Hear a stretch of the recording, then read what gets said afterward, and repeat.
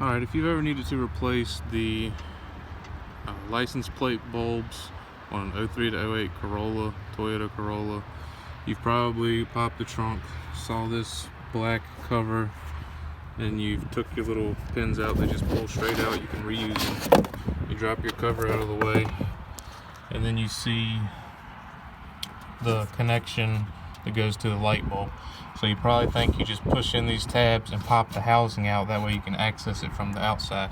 But you can't do that because this trim piece is in the way.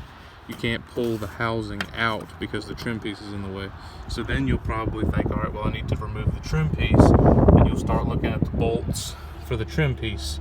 Well, I'm here to tell you, don't do that, because 9 out of 10 times you're gonna crack this whole trim piece. I had to go to the junkyard and get a new one because I cracked mine, because there's no videos that show you how to do this. But all you need to do is unplug the connection. If you're doing it for the first time, you might need a pair of pliers on this, but you just twist it and there's the bulb.